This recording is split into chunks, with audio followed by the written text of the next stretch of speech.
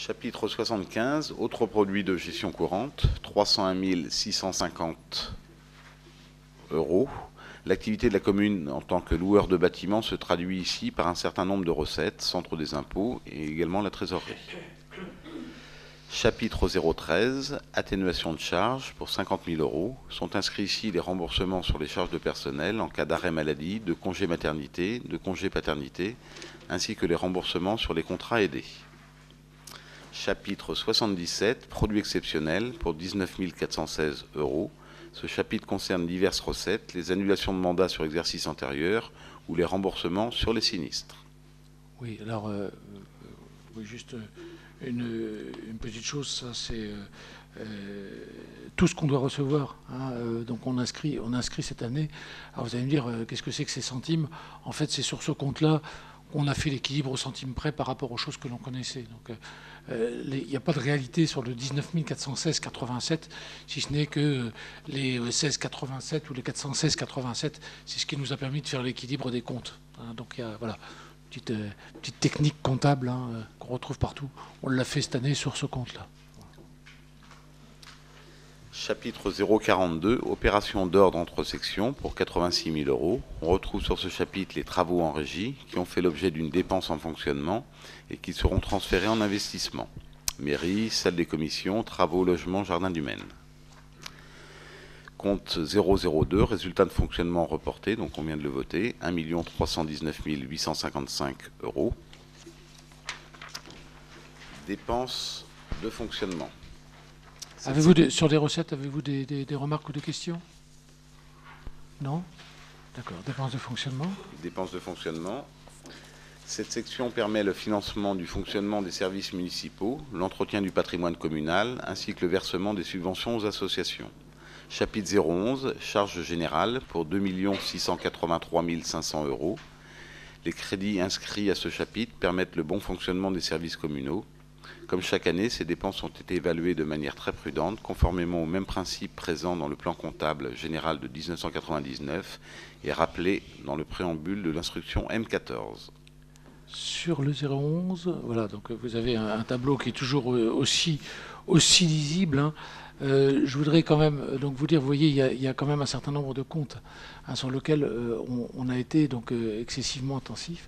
Alors vous voyez là, par exemple sur l'énergie, électricité, hein, on a réinscrit donc 425 000 en se demandant bien, bon, si jamais on ne va pas regarder. Sur les combustibles aussi, ainsi que sur les carburants, mais bon, tout ceci, bien entendu, avec les réserves qui ont été mises tout à l'heure et avec les vérifications, donc on va pouvoir faire. Alors, ce qui peut vous interpeller dans ce tableau, il y a peut-être un certain nombre de comptes, dont certains, je voudrais m'en expliquer. Si vous prenez le 60 628, alors, le 60 628, c'est les autres fournisseurs stockés. Vous savez, là-dedans, en fait, on retrouve un tas de choses, hein, qui sont... on pourra vous donner le détail, donc, si vous le voulez. Alors, pourquoi on l'a baissé par rapport à l'année d'avant d'une manière assez significative? C'est qu'on a repris ligne par ligne, hein, de manière à donner des limites par rapport à un certain nombre donc de dépenses qui quelquefois sont faites, puisque on n'est pas rentré, si vous voulez, jusque sur les plafonds. Finalement, on n'a pas d'alerte aussi qui sont créées sur ces lignes. Donc on les a repris ligne par ligne de manière à pouvoir créer des alertes en temps et en heure, de manière à pouvoir éviter donc ce qui pourrait être des dérapages, d'où le montant donc de 289 760, qui est le résultat donc d'une étude ligne par ligne. Si on regarde le 616 sur les primes d'assurance, vous voyez qu'il y a une augmentation considérable donc des primes d'assurance, puisqu'on était à 27 000 l'année dernière et qu'on monte à 50 000 cette année. Alors pourquoi? C'est tout simplement parce qu'on a refait un appel d'offres, hein, sur les MAPA, et que Xintia est passé par là et qu'on est dans une zone qui aujourd'hui est considérée comme zone à risque et donc qui fait exploser le montant des primes d'assurance. Sur le 6283, donc qui sont... pardon, et sur un autre tableau, il est 6283, ça dépasse même le... Voilà.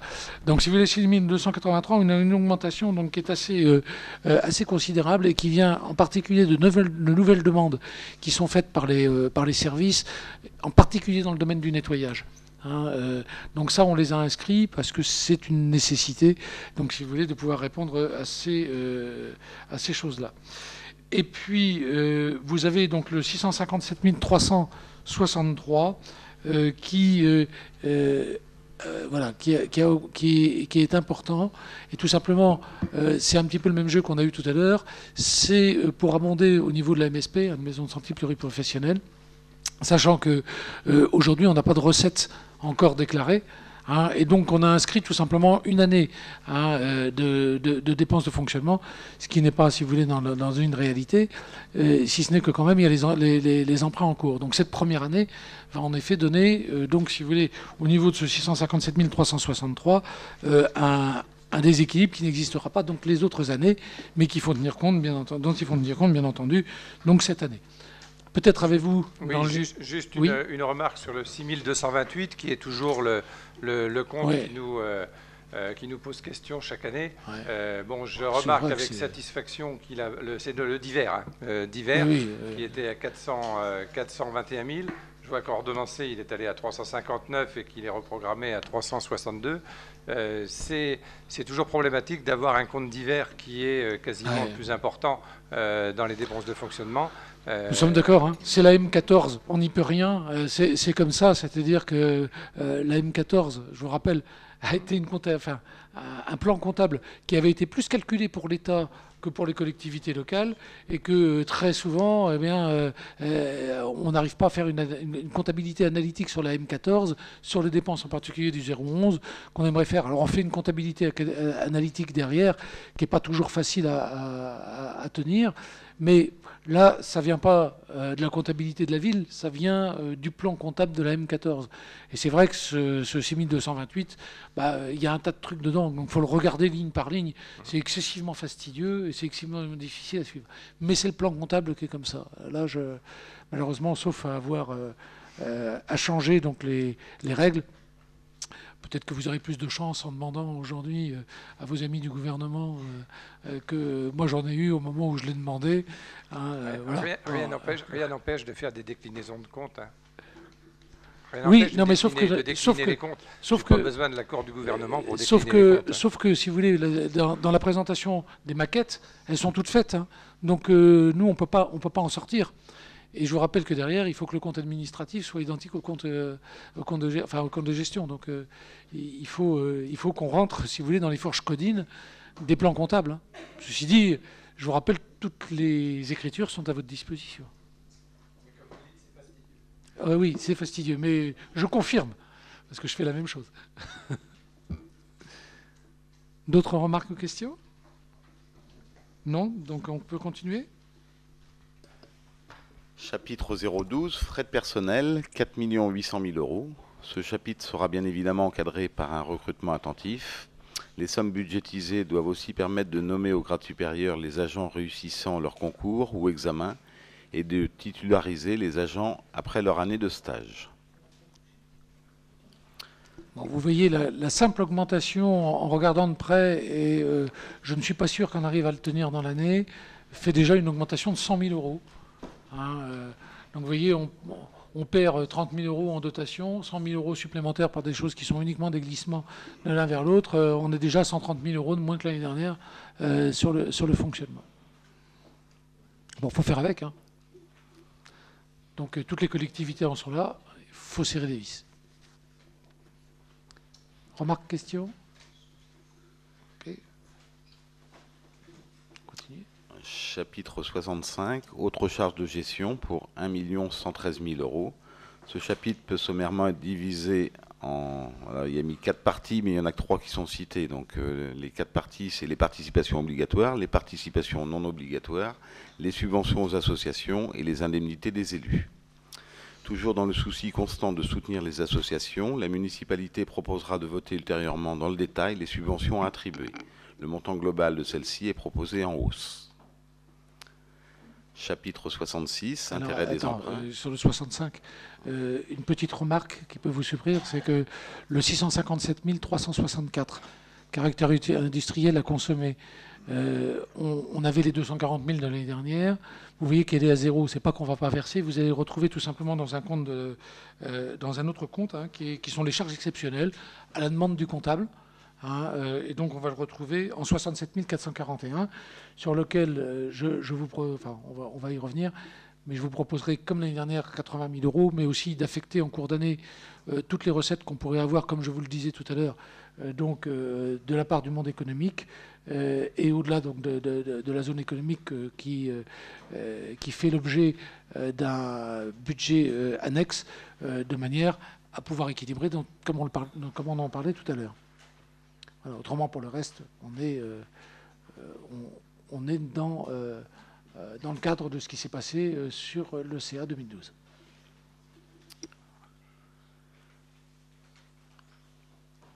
Chapitre 66, intérêt des emprunts, à hauteur de 700 000 euros. Ce montant permettra largement de faire face aux échéances de l'exercice.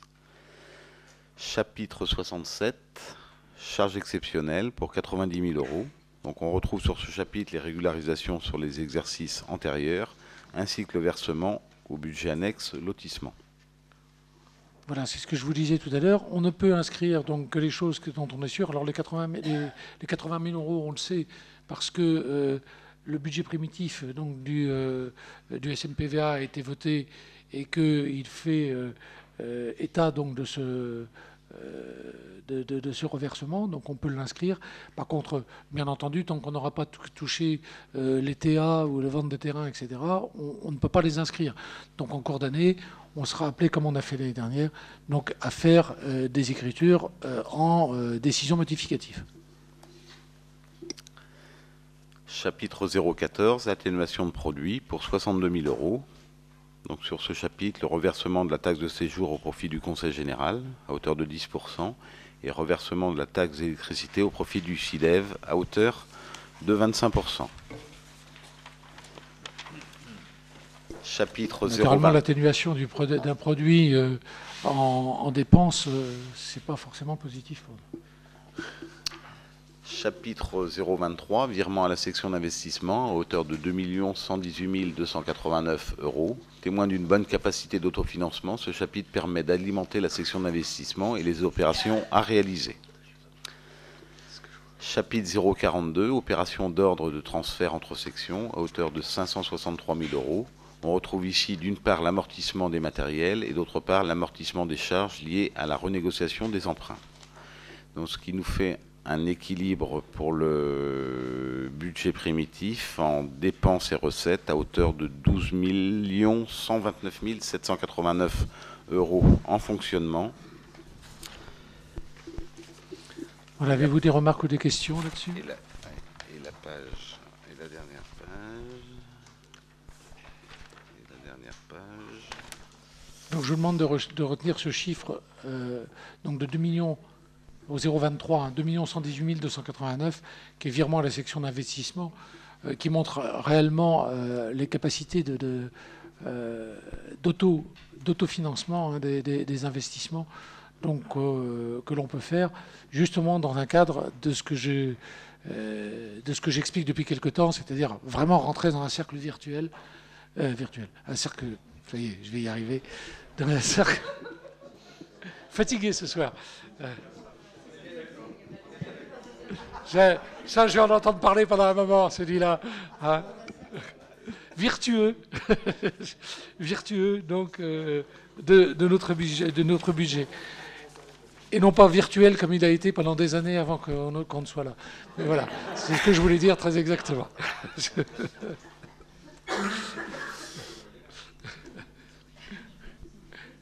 Voilà, on peut continuer.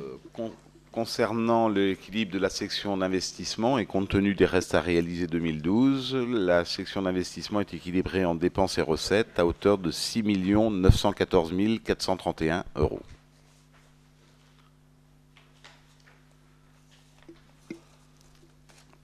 Voilà pour le budget primitif ville. On passe au... on fait la même chose, puis on vote tous les Bon, budgets en même temps. là, on peut peut-être le... Comme on veut. Comme on veut. On peut peut-être le voter au fur et à mesure, vous êtes d'accord? Avez-vous des remarques sur ce budget primitif?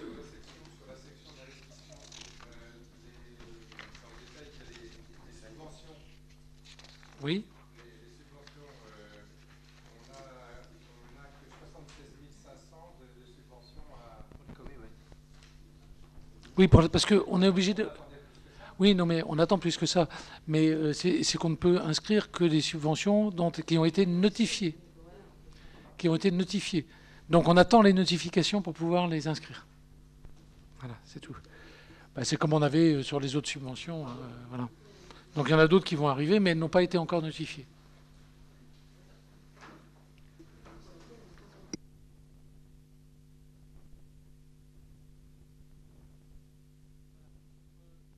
Non. D'autres remarques ou questions?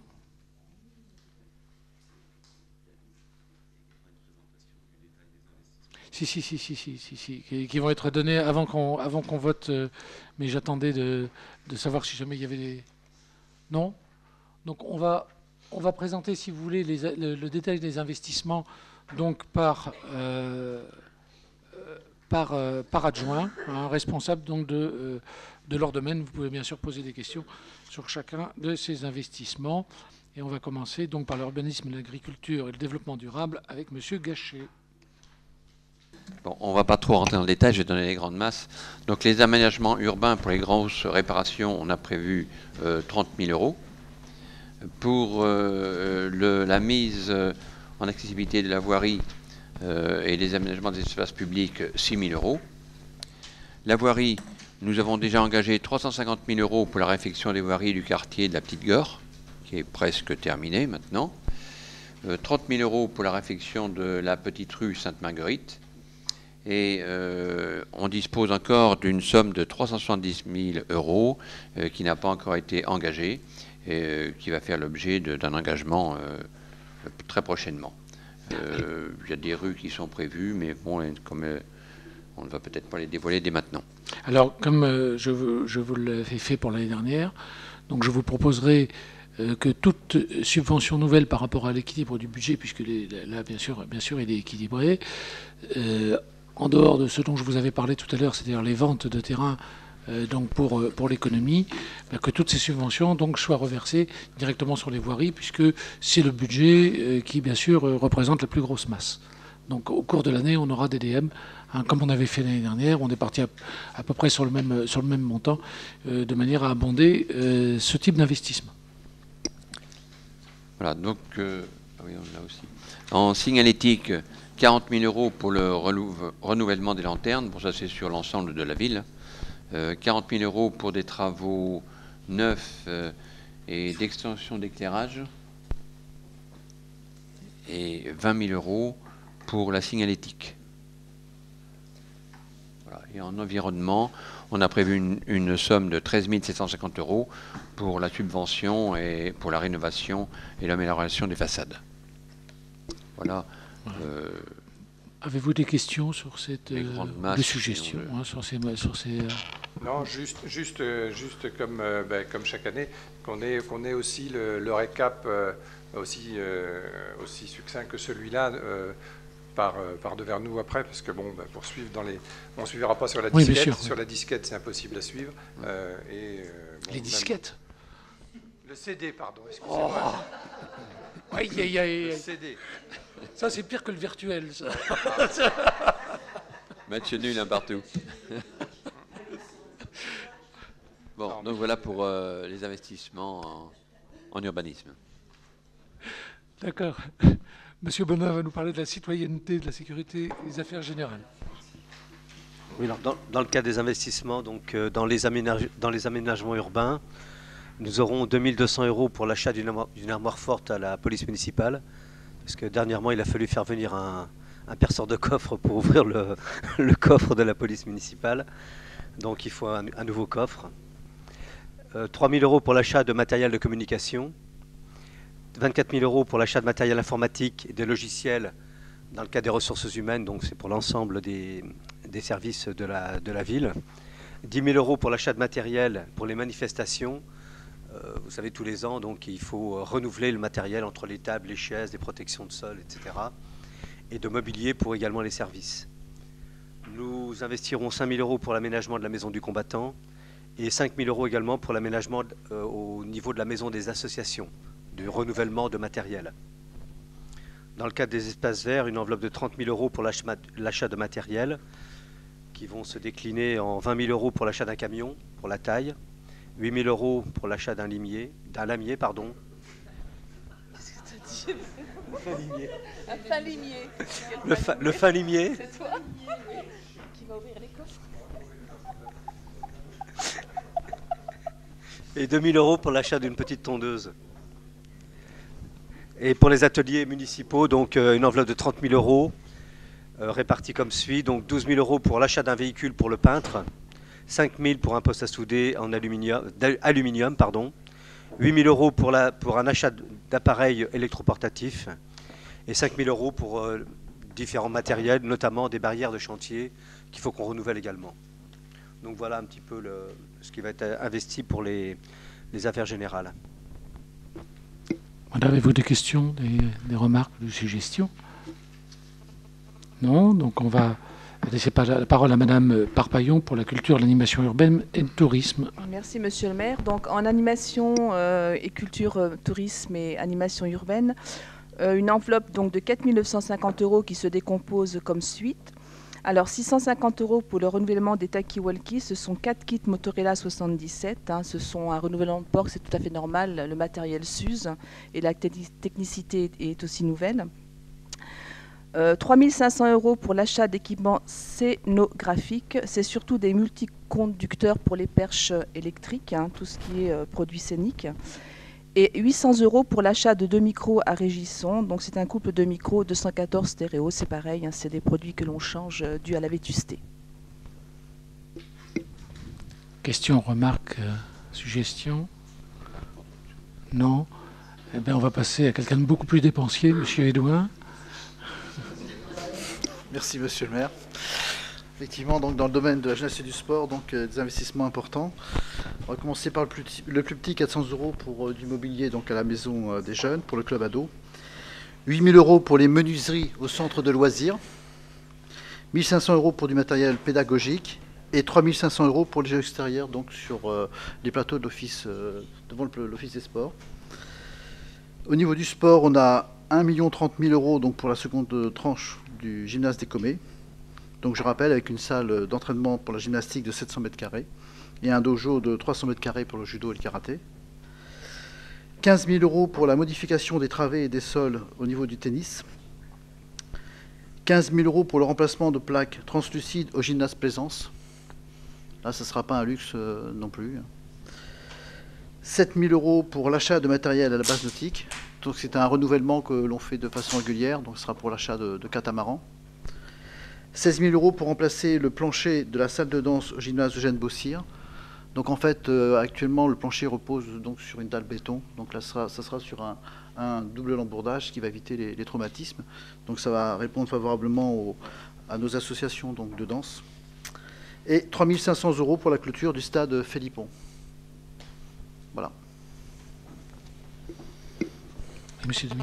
Oui, dans le domaine du sport, il me semble qu'il aurait été intéressant aussi d'inclure des choses. Bon, je vois 3 500 € pour la clôture du stade Philippon. On sait aussi que le stade n'est pas dans un état terrible. Notamment, il a souffert un peu des suites du festival celtique l'an dernier, et le gymnase en lui-même a des besoins qui sont des besoins importants. Bon, autant il est compréhensible qu'on envisage de lancer la deuxième tranche des Comets, autant on a là-bas un gymnase qui sert beaucoup, notamment aux élèves du lycée Atlantique, ainsi qu'un stade, et il est peut-être un peu le parent pauvre dans nos équipements sportifs.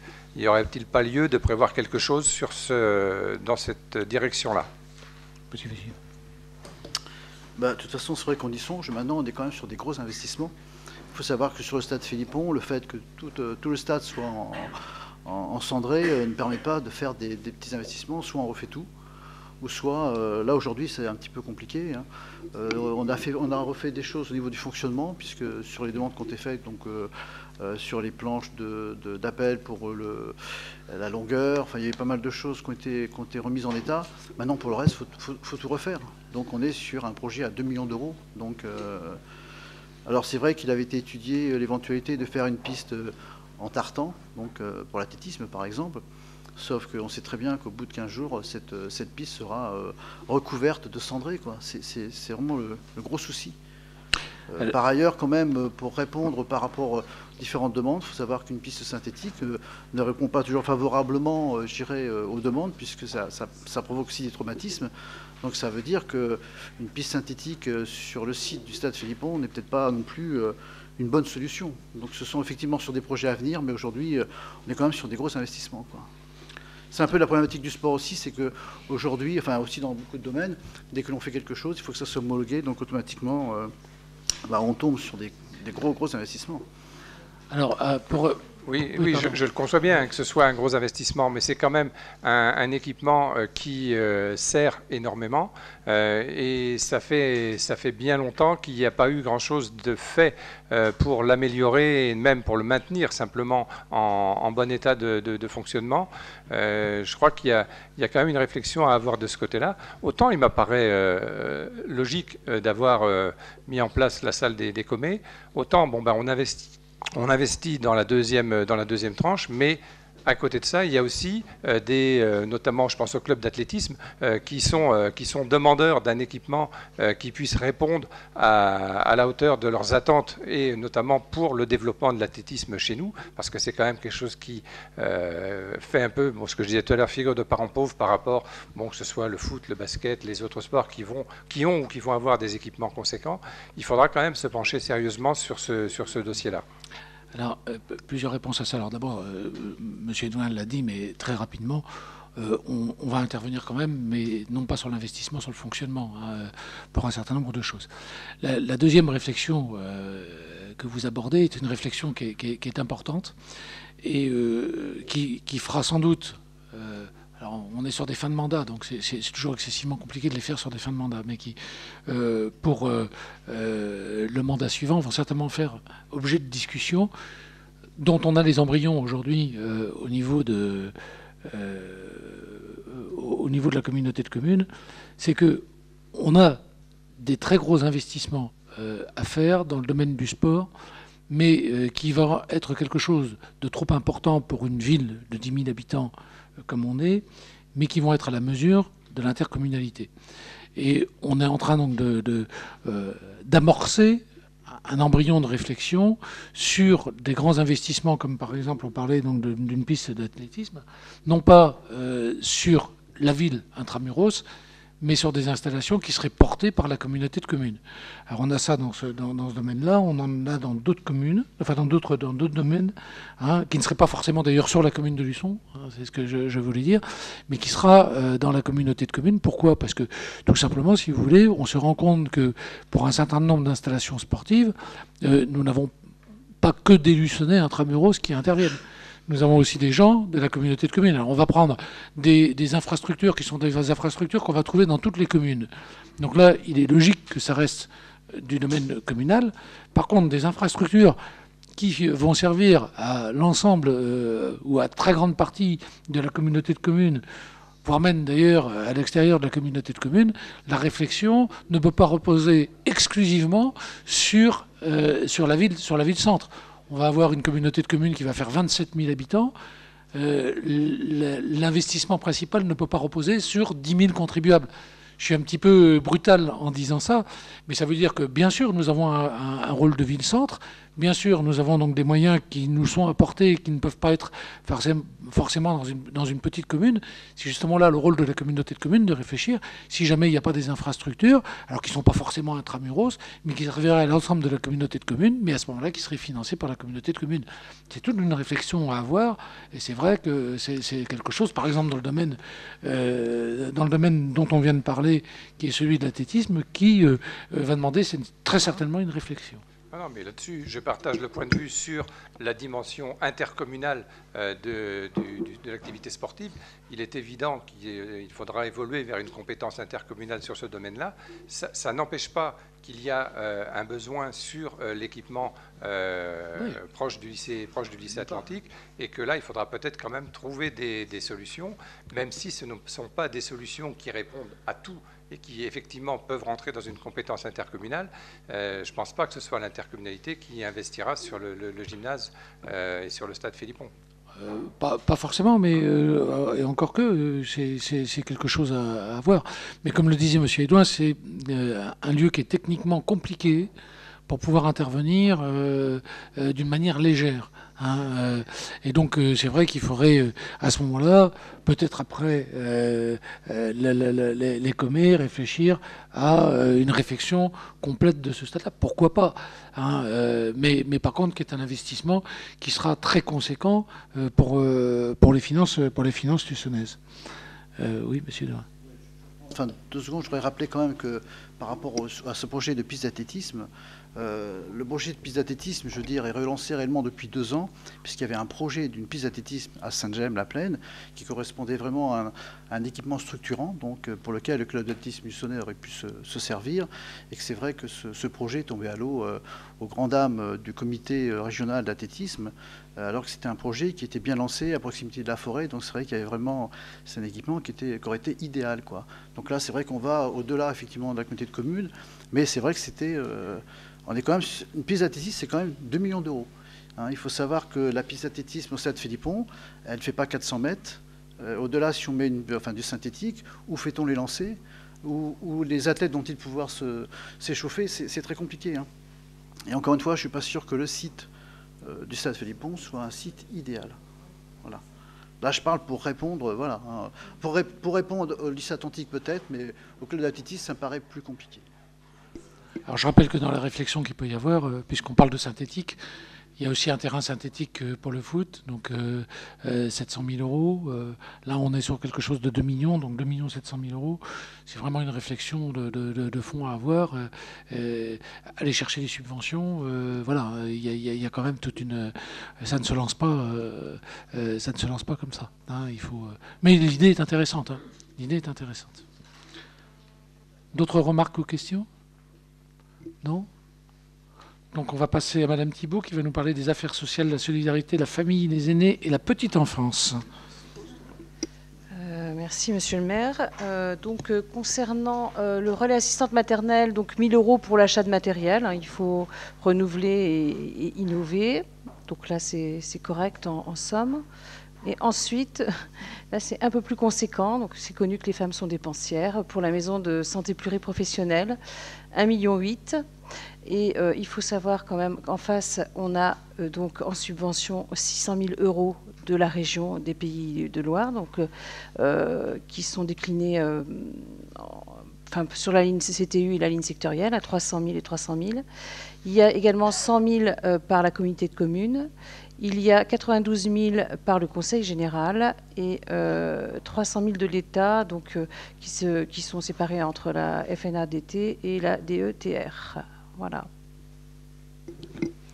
Voilà, merci. Alors bon, il est vrai que surtout dans le domaine du social, c'est dans le fonctionnement qu'on le retrouve. D'ailleurs, chose que je n'ai pas dit tout à l'heure, vous avez vu qu'on a rajouté 15 000 euros sur le CCAS.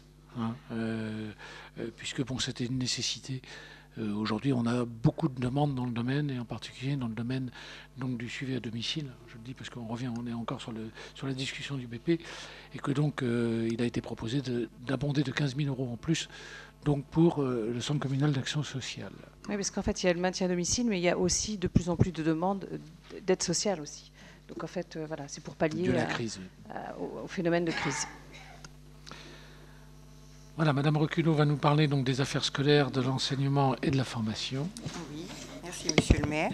Alors les projets en informatique, c'est une nouvelle tranche d'équipement pour des tableaux interactifs sur les sites du centre et de Jean Moulin, et aussi en vidéo, en rétroprojecteur, vidéoprojecteur.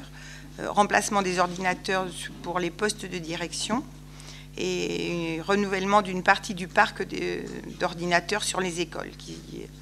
Ce parc est relativement vétuste. On projette même une classe mobile.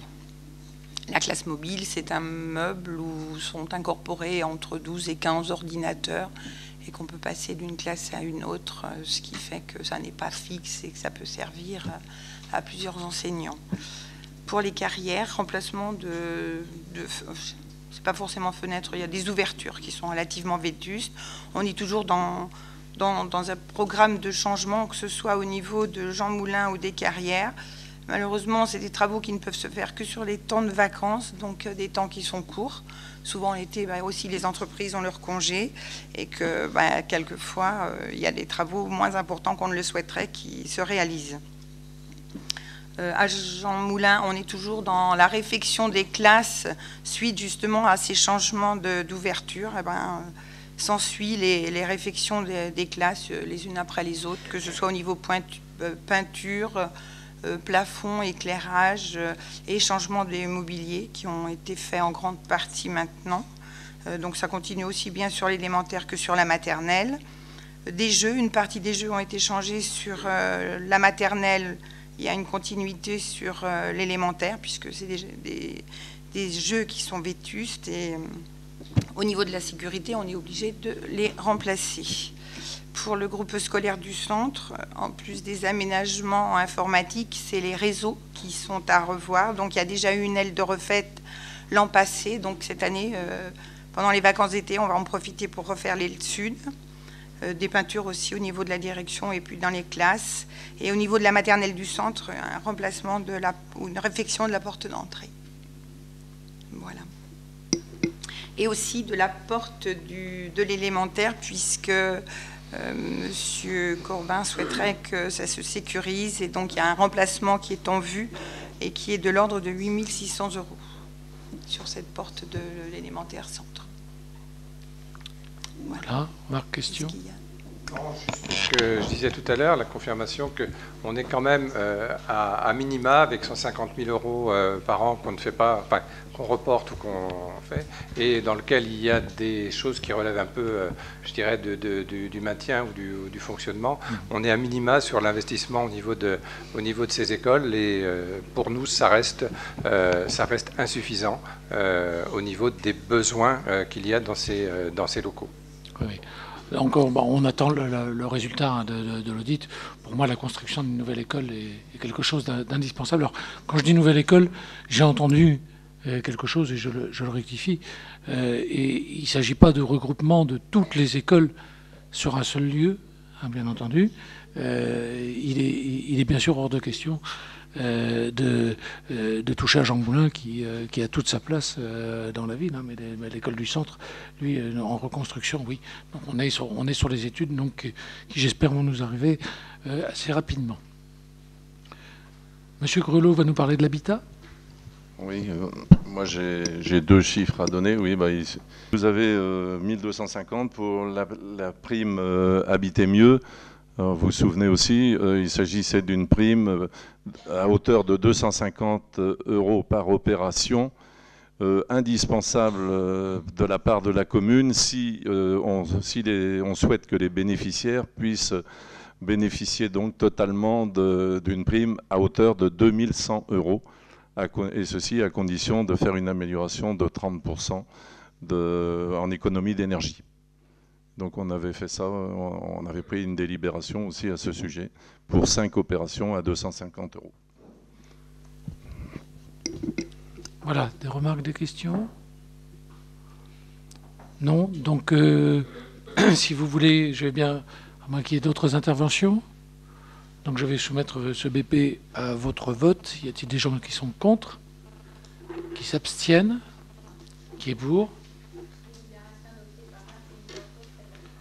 21 voix pour, 7 abstentions, je vous remercie. Nous allons passer maintenant au budget lotissement, budget primitif lotissement, qui va être la 16.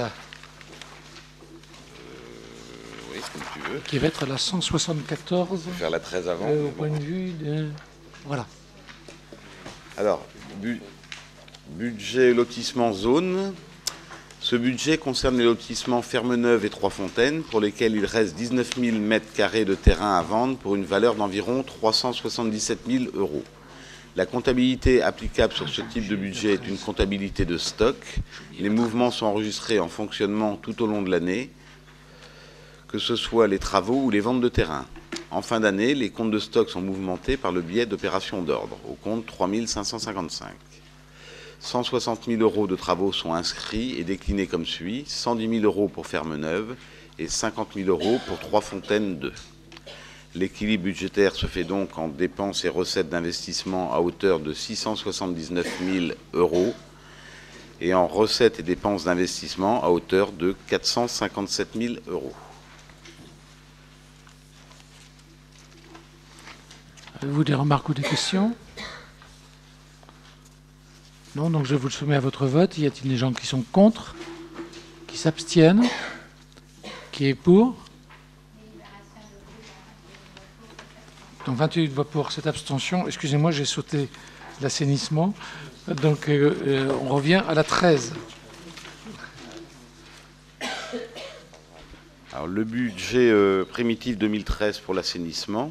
Le budget assainissement s'équilibre à hauteur de 1 239 815 € en fonctionnement et 1 112 815 € en investissement. En investissement sont prévus pour cette année l'extension du réseau chemin du Sourdi et chemin du Fief Landriot, des travaux de renouvellement du réseau et des travaux sur la station. En recettes d'investissement, on retrouve le reversement de la TVA par la SEUR, l'affectation de résultats et le prélèvement ainsi que les amortissements. En fonctionnement, l'encaissement des redevances assainissement ainsi que l'excédent de l'année 2012 permettent un virement à la section d'investissement à hauteur de 863 415 €. Le budget assainissement est donc équilibré en fonctionnement en recettes et dépenses à hauteur de 1 239 000 € et en recettes et dépenses d'investissement à hauteur de 1 112 815 €, compte tenu d'un reste à réaliser de 70 000 €. Des remarques ou des questions? Donc y a-t-il des gens qui sont contre, qui s'abstiennent, qui est pour? Donc 21 voix pour, cette abstention, donc je vous remercie. Nous allons passer à la délibération numéro 20, budget annexe zone industrielle, vote du budget primitif. Sur ce budget, nous encaissons les loyers de la société Sténico. Les charges inscrites sont les suivantes: les remboursements des emprunts et le paiement des taxes foncières. L'équilibre du budget se fait donc en recettes et dépenses de fonctionnement à hauteur de 165 292 €. En investissement, l'équilibre, recettes et dépenses à hauteur de 184 090 €. Bon, un budget qui ne pose pas trop de problèmes. Y a-t-il des gens qui ont des questions à poser? Non? Donc je le soumets à votre vote. Y a-t-il des gens qui sont contre, qui s'abstiennent, qui est pour? 21 voix pour, 7 abstentions. Et enfin, délibération numéro 23 sur la maison de santé pluriprofessionnelle, budget primitif. Oui, donc vous voyez que sur l'annexe, il y a une faute, il y a marqué santé pluridisciplinaire. Donc c'est pluriprofessionnel. Ça a changé de nom. Donc le budget MMSP s'équilibre à hauteur de 77 000 € en fonctionnement et 1 590 120 € en investissement. On inscrit donc cette année en dépenses le solde des travaux ainsi que l'acquisition du matériel. En recettes, on a en reste à réaliser les subventions octroyées par la région à hauteur de 600 000 €, le département pour le solde à hauteur de 46 000 € et la communauté de communes à hauteur de 100 000 €. La participation du budget principal se monte à 200 000 €. Ça, c'est le reversement inscrit au budget principal de la ville. Le budget donc, pour la maison de santé pluriprofessionnelle s'équilibre donc en dépenses et recettes de fonctionnement à hauteur de 77 000 € et en recettes et dépenses d'investissement, compte tenu des restes à réaliser 2012, à hauteur de 1 590 120 €. Des remarques, des questions, M. Demy? Oui, juste au niveau du budget de fonctionnement que finalement on a reçu hier,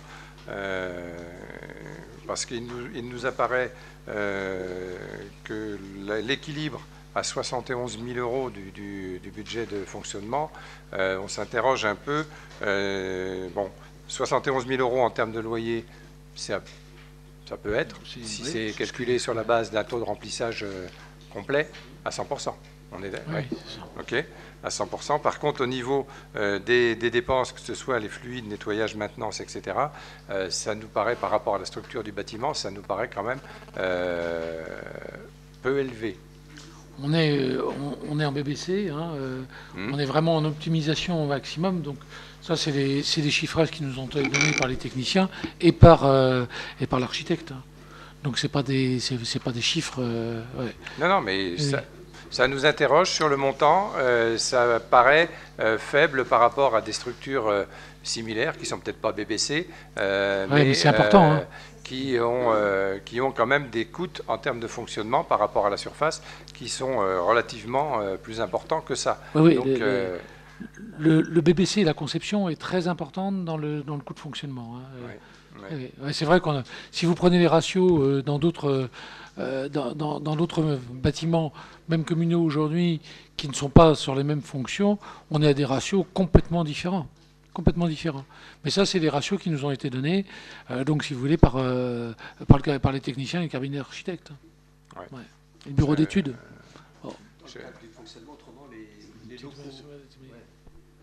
Les locaux des médecins donc, sont pris en charge par eux. Hein. Le nettoyage de leurs locaux propres. Oui, enfin, alors, dans le cas de fonctionnement. Donc on ne fait que les parties communes. Je rappelle même que, si vous voulez, dans les calculs qui ont été donnés, on a pris des calculs des techniciens et on a pris une marge de 10% en plus. D'ailleurs, vous l'avez sur la feuille. C'est-à-dire qu'on a donné une marge d'erreur de 10% par rapport à ce qui nous avait été donné par les bureaux d'études. C'est-à-dire qu'on est à 10% au-dessus. Alors, voilà. Ça nous semble optimiste quand même. Hein. Ça nous semble optimiste en termes de réalité de fonctionnement.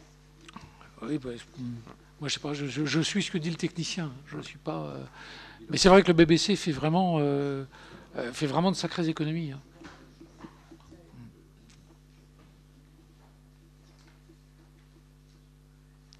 Autre remarque ou question? Non? Donc je le soumets à votre vote. Y a-t-il des gens qui sont contre? Qui s'abstiennent? Tu t'abstiens, non? Alors qui est pour?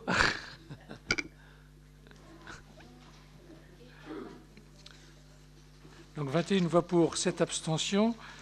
Je vois que certains s'endorment, donc nous allons le réveiller avec la voix agréable de Madame Simonet qui va nous parler donc de personnel, avec d'abord adhésion à la démarche de consultation en vue d'un contrat groupe d'assurance des risques statutaires. Merci Monsieur le maire, et je vois avec plaisir que Monsieur Edouin, pour une fois, est réveillé. Vu le Code général des collectivités territoriales, le Centre de gestion de la fonction publique territoriale de la Vendée relance une procédure de consultation en vue de conclure un nouveau contrat groupe d'assurance de risque statutaire pour une période de 5 ans à compter du 1er janvier 2014. Le contrat ainsi négocié permet de bénéficier de meilleurs taux et évite de recourir à une procédure d'appel d'offres individuelle longue et fastidieuse. Le maire propose donc au conseil municipal de donner mandat au centre de gestion pour intégrer la collectivité dans la procédure de consultation. Bien évidemment, la collectivité sera consultée après en fonction du candidat retenu. Vu l'avis favorable de la commission des finances du 27 mars 2013, ayant entendu l'exposé de son rapporteur, le conseil municipal, après en avoir délibéré, donne mandat au centre de gestion de la fonction publique territoriale de la Vendée pour le lancement d'une procédure de consultation en vue de la passation d'un contrat groupe d'assurance des risques statutaires, autorise le maire ou moi-même à signer tout document relatif à ce projet. Voilà. Avez-vous des remarques ou des questions?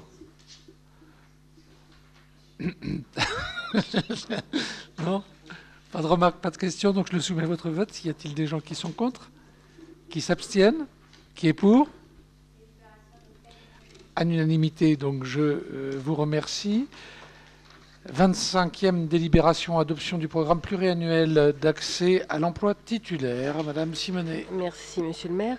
Vu le Code général des collectivités territoriales, par dérogation à l'article 36 de la loi du 26 janvier 84, la loi numéro 2012, alinéa 347 du 12 mars 2012, a mis en place un dispositif permettant à certains agents contractuels de droit public en CDD ou en CDI d'accéder à l'emploi titulaire par la voie de concours réservé, de sélection professionnelle ou de recrutement réservé, sous certaines conditions d'ancienneté et de temps de travail. Ces agents doivent néanmoins déposer un dossier et passer devant une commission d'évaluation du centre de gestion.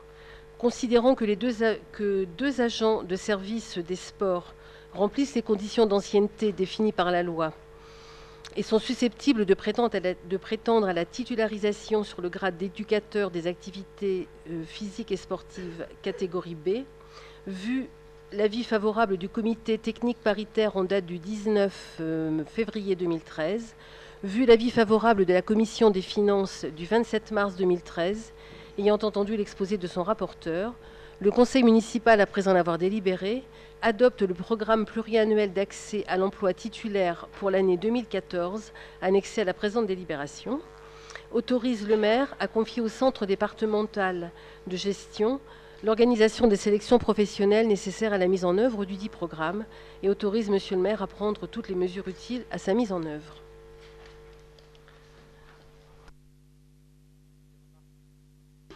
Avez-vous des remarques ou des questions? Non. Donc, je le soumets à votre voix. Y a-t-il des gens qui sont contre, qui s'abstiennent, qui est pour? Unanimité, donc je vous en remercie. 26e délibération, participation employeur à la protection sociale complémentaire santé au titre de la prévoyance, maintien de salaire. La parole est à Madame Simonet. Merci, Monsieur le maire. Une belle délibération à caractère social. Le décret 2011, alinéa 1474 du 8 novembre 2011, permet à la collectivité de participer au financement du contrat maintien-salaire de ses agents.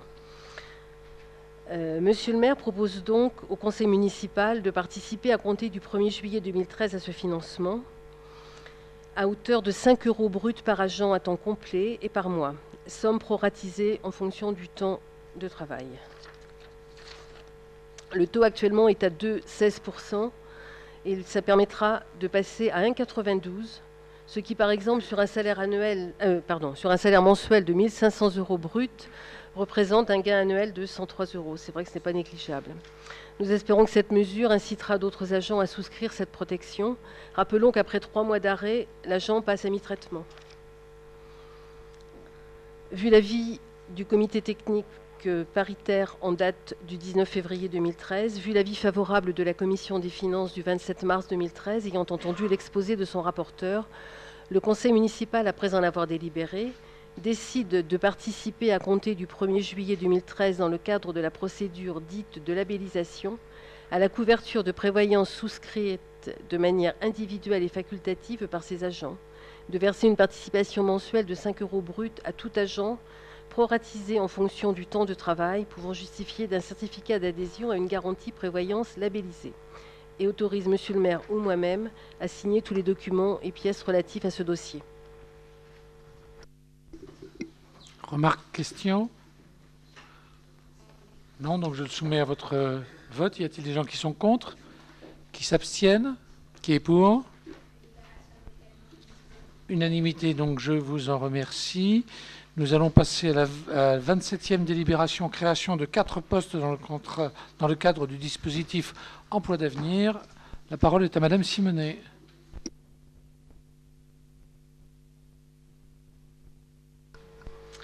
Merci. Vu le Code général des collectivités territoriales, le maire informe l'Assemblée. Depuis le 1er novembre 2012, le dispositif Emploi Avenir est entré en vigueur. Créé par la loi 2012, alinéa 1189 du 26 octobre 2012, ce nouveau dispositif a pour objet de faciliter l'insertion professionnelle des jeunes, peu ou pas qualifiés par contrat aidé. La commune peut donc décider d'y recourir. Cette démarche nécessite un engagement à former le jeune. et ainsi lui faire acquérir une qualification. Un tuteur identifié doit être désigné au sein du personnel pour accompagner ce jeune au quotidien et lui inculquer son savoir. L'aide à l'insertion professionnelle versée par l'État est fixée à 75% du taux horaire brut du SMIC. Cette aide s'accompagne d'exonération de charges patronales et de sécurité sociale. Vu l'avis favorable de la Commission des finances du 27 mars 2013, ayant entendu l'exposé de son rapporteur, le Conseil municipal, après en avoir délibéré, crée 4 emplois d'avenir à temps complet, 2 pour intégrer les services des espaces verts et 2 pour intégrer le service des ateliers municipaux pour acquérir des qualifications en rapport avec les fonctions exercées. Ces contrats à durée déterminée seront conclus pour une période de 3 ans maximum, renouvellement inclus, et autorisent Monsieur le maire ou moi-même à signer les contrats, documents et pièces relatives à ces recrutements et inscrit au budget les crédits correspondants. Bien, attention, je vais dire du bien du gouvernement. Je trouve que ces emplois d'avenir sont une bonne chose. D'autant plus qu'ils ne vont pas charger, contrairement à tout ce qui avait été fait jusqu'à maintenant, les emplois publics, donc derrière, et donnent une qualification qui est une qualification reconnue. Je trouve que c'est une mesure intelligente et voilà, même comme quoi je suis tout à fait capable de pouvoir dire du bien des choses qui sont prises à l'heure actuelle. Voilà, donc, avez-vous des remarques ou des questions? Je n'ai rien à rajouter à cet éloge. J'en reste quoi? J'espère qu'au moins vous allez voter pour. Donc, qui est pour? Merci. Donc, à l'unanimité. Nous allons passer maintenant à la modification du tableau des effectifs. Madame Simonet. Merci, Monsieur le maire. Donc, c'est la délibération habituelle suite à la CAP, au changement de grade et de poste, avec ouverture et fermeture des postes suite aux nominations. Donc, vu la délibération du 19 février 2013 fixant les ratios promouvables pour l'avancement de grade des agents de la collectivité pour l'année 2013, vu l'avis favorable de la Commission des finances du 27 mars 2013, ayant entendu l'exposé de son rapporteur, le Conseil municipal, après en avoir délibéré, crée 2 postes de techniciens, 4 postes d'adjoint technique principal de 2e classe, 2 postes d'adjoint d'animation principale de 2e classe, 2 postes d'adjoint d'animation de 1re classe, 1 poste d'adjoint administratif principal de 1re classe, 2 postes d'adjoint administratif principal de 2e classe, 1 poste d'éducateur des activités physiques et sportives principales de 1re classe, 1 poste d'assistant d'enseignement artistique principal de 1re classe, 1 poste de chef de service de police municipale principale de 1re classe. Tous ces postes sont à temps complet. 1 poste d'adjoint technique de 2e classe à temps non complet 27-35e. Approuve le tableau des effectifs joints en annexe. Les crédits nécessaires sont inscrits au chapitre 012. J'ai les noms si vous avez besoin.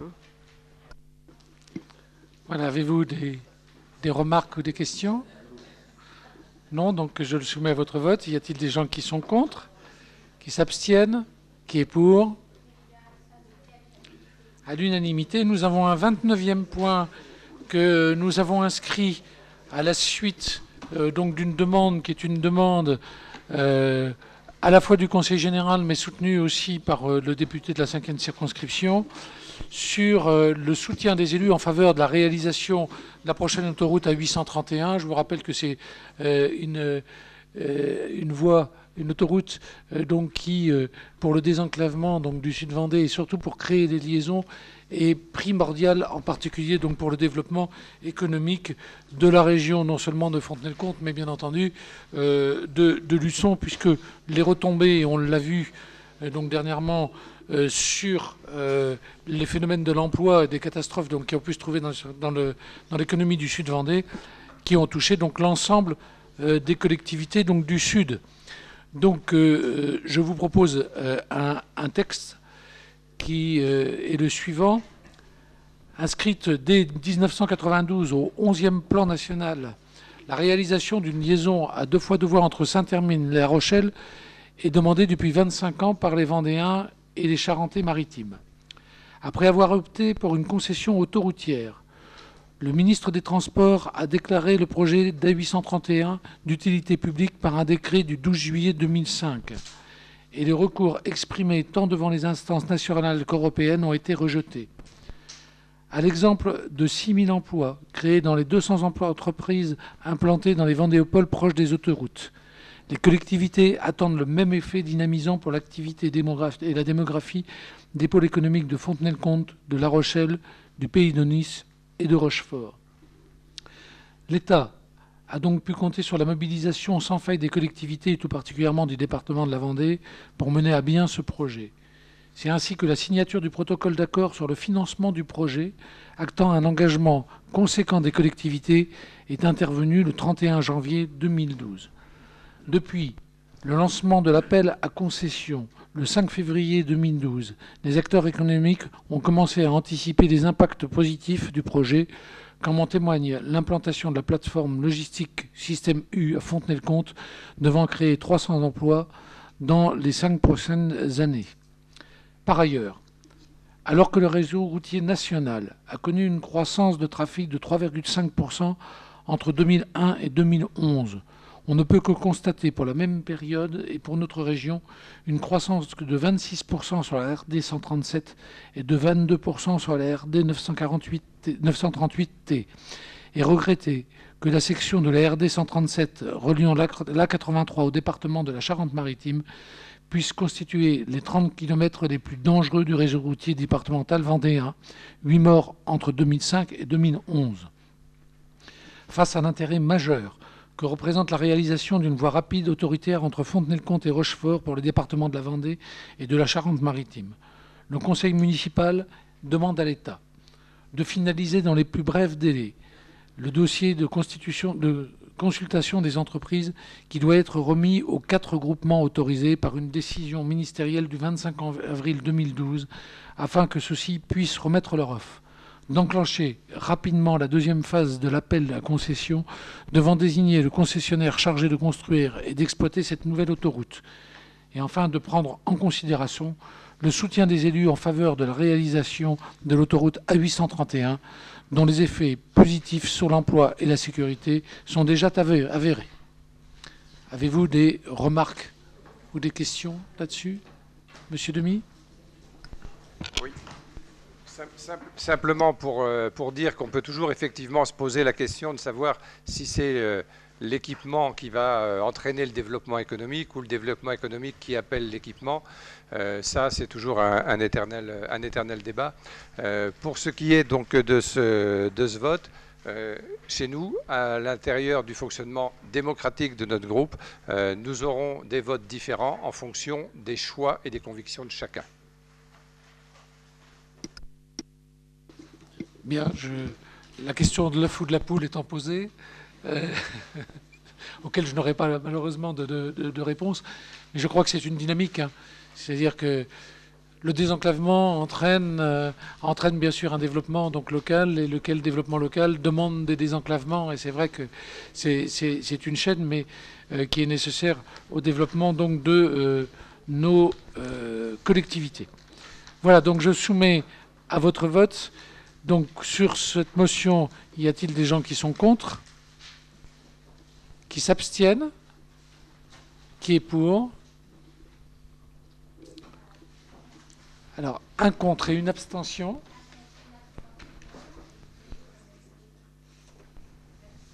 Et 26 pour. Donc je vous remercie. Et cette délibération donc clôture notre conseil municipal. Et je vous souhaite une bonne nuit, non pas virtuelle, mais réelle à tous.